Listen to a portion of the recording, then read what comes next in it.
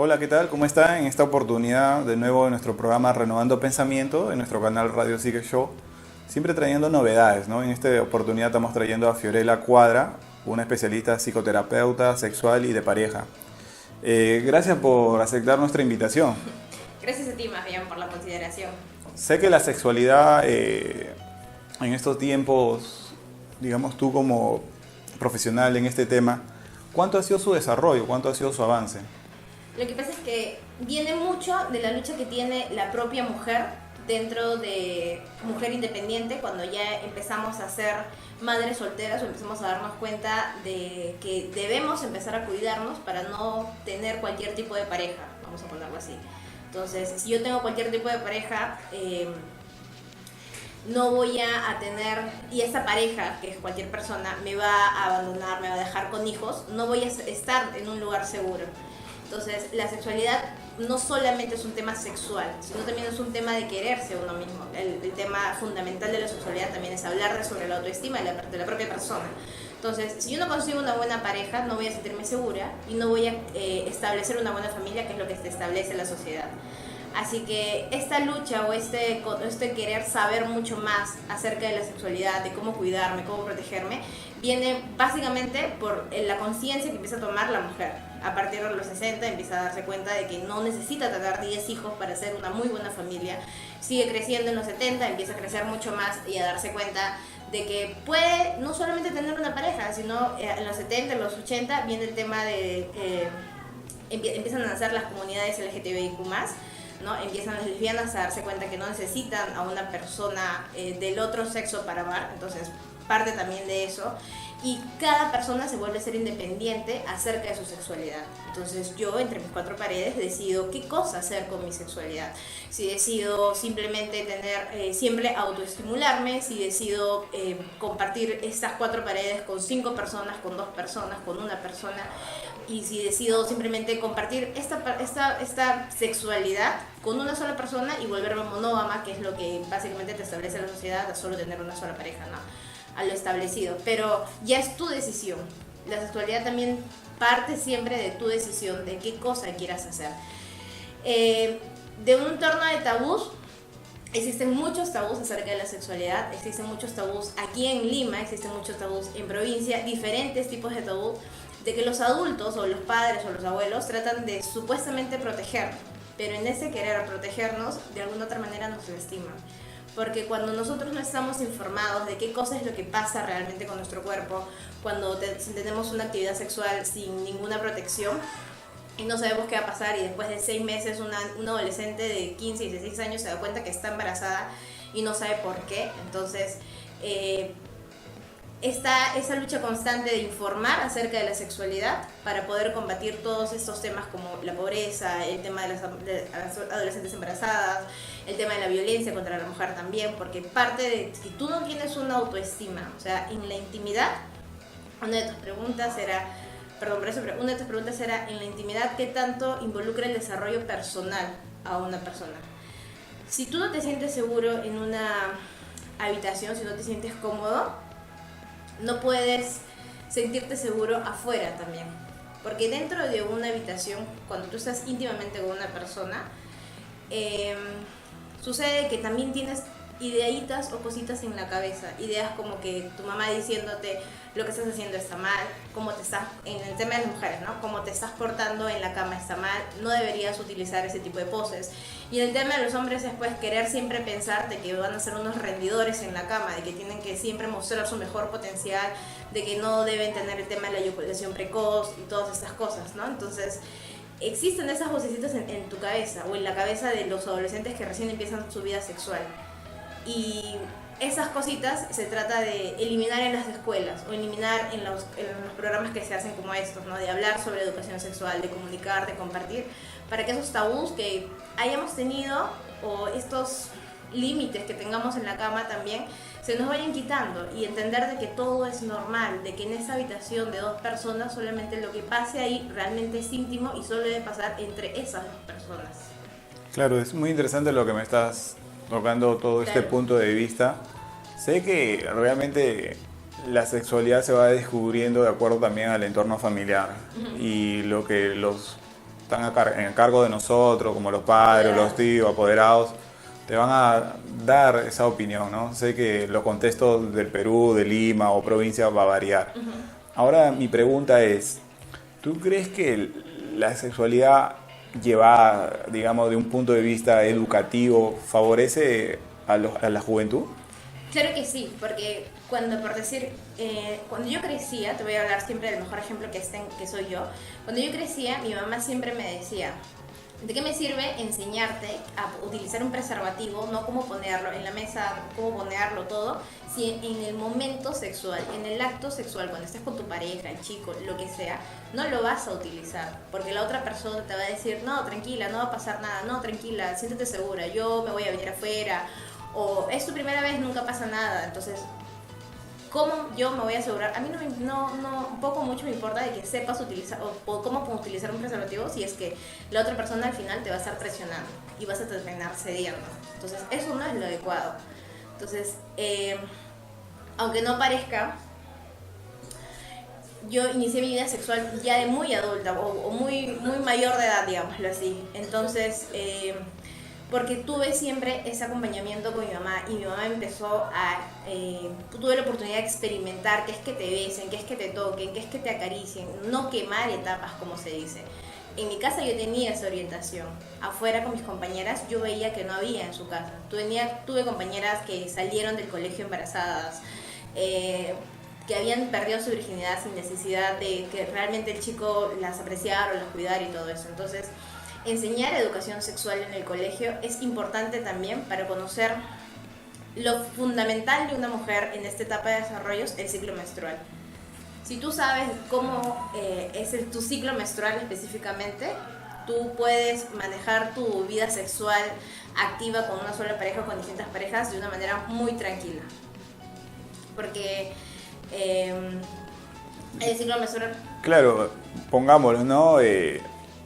Si a veces, digamos, las iglesias, ¿no? Los centros de, digamos, las personas que prefieren que la juventud evite comenzar de muy joven la actividad sexual, sería, digamos, una forma de verlo, pero tampoco nos vamos a tapar el sol con un dedo de que no van a evitar hacerlo. Claro. Y eso es peor al no tener un conocimiento, como tú bien lo has dicho, de la mujer, ¿no? Su ciclo menstrual, y también le perjudica al varón, ¿no? Porque en tanto la mujer como el varón, tan jóvenes, ser padres, y de repente involucra eso, como dices tú, chicas que han perdido su virginidad, digamos, no una relación de amor que ellas pensaban. Entonces, competen muchas cosas, ¿no? Es un buen tema que has tocado al inicio. Ahora que tú eres de parejas, ¿qué es lo que desarrolla, digamos, ya cuando ya las personas son casadas? ¿Qué es lo que tú puedes ver o observar en ese punto, no? Por decir, ahora en la provincia donde yo estoy viviendo, que es Coracora, le pertenece a Ayacucho, tengo muchos amigos que son casados o que tienen mucho tiempo de novios, pero no tienen hijos. Y deciden vivir de otra manera, o sea, quitarte del establecido, ¿no? Porque básicamente uno viene a esta vida y te dicen, no, vas a terminar el colegio, vas a terminar la secundaria, entras a la universidad, te buscas un buen trabajo y luego te casas y tienes hijos. O sea, te dan esa lista para hacerla, ¿no?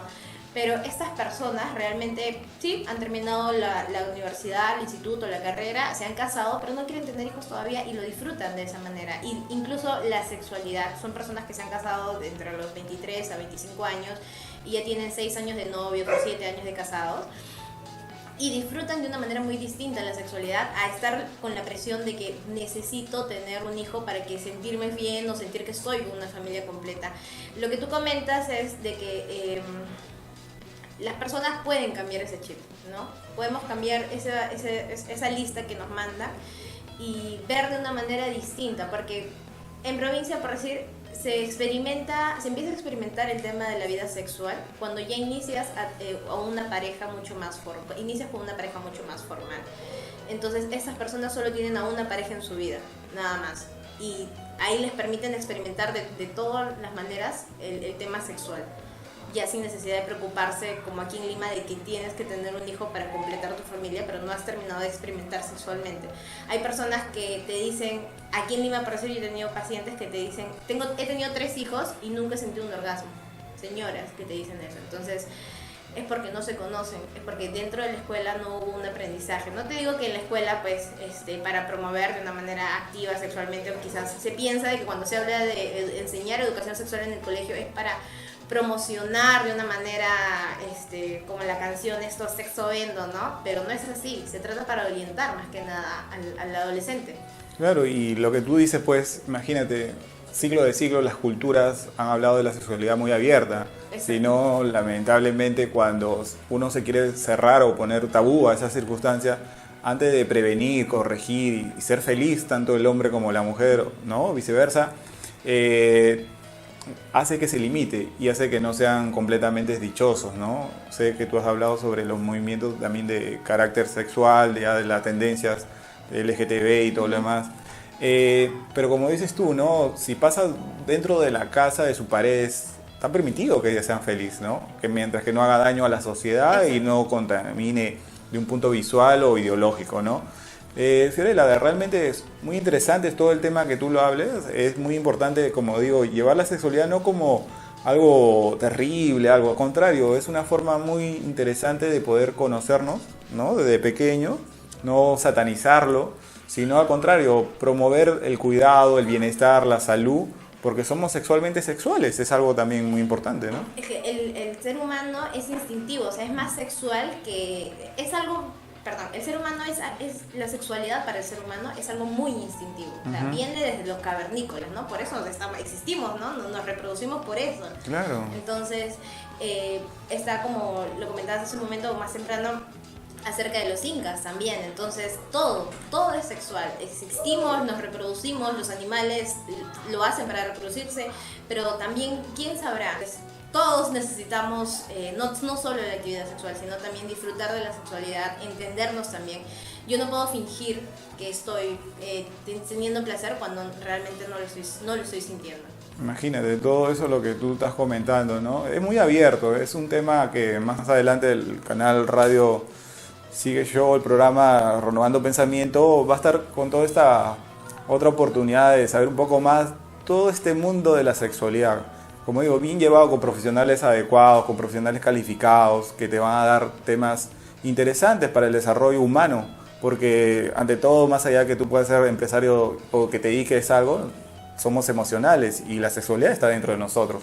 Entonces es algo que nos vincula, ¿verdad? Tratar una caricia de un familiar, digamos, no llegará a la sexualidad de lo cual puede ser, digamos, del aspecto de pareja, pero hay una educación, una transmisión también, ¿no? De cariño y todo lo demás, ¿verdad? Todo realmente es sexual en nosotros, comunicarnos, estar en un grupo también de grandes personas es sexual también porque estás compartiendo y todo eso. Entonces la sexualidad en sí está dentro de nosotros, solo que nos limitan, nos ponen tabús, ¿no? O nos ponen ideas en la cabeza que básicamente suele ser malo, negativo, no es adecuado.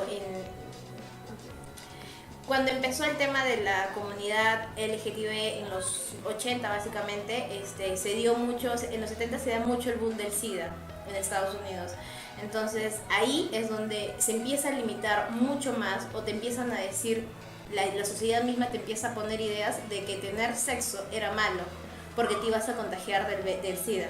Ya no era necesariamente que tengas una actividad sexual con una persona gay, que eran las personas que más tenían este virus, ¿no? O en las estadísticas están que eran las personas que más morían por este virus. Pero ya tener una actividad sexual con cualquier persona ya era un temor. Entonces todavía no nos recuperamos de esa...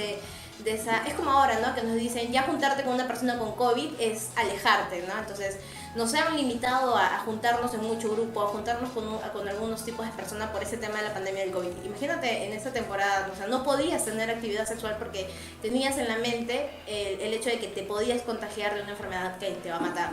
Entonces no nos hemos recuperado bien de esa pandemia del boom del SIDA, pero y entramos a otra pandemia del COVID que nos limita más a conectarnos. ¿Por qué?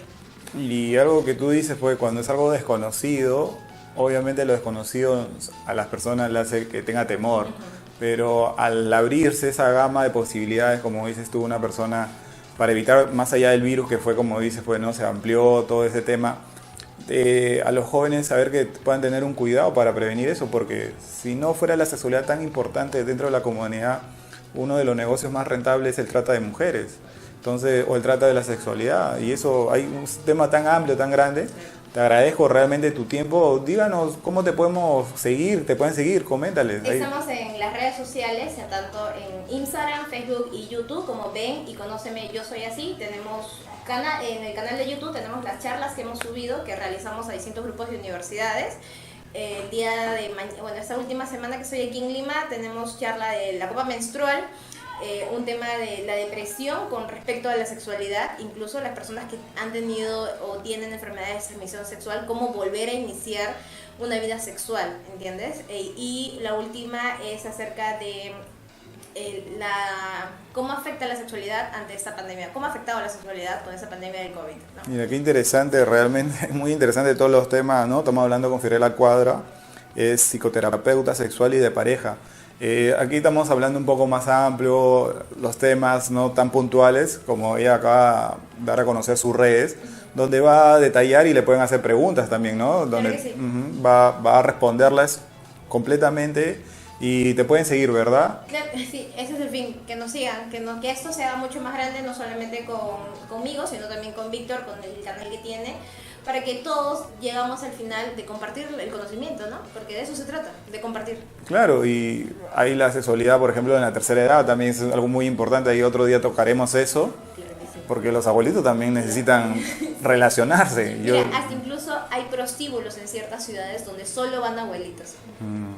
No solamente con los abuelitos, sino con las personas discapacitadas. Mira, y me has hecho recordar que yo vi un programa en Canadá, recibe un prostíbulo para personas con discapacidades, especialmente para tratarlos a ellos, porque como obviamente no cuentan con relacionarse con parejas, ¿no? Se sienten limitados y van. Es un programa, una película muy interesante de la vida real.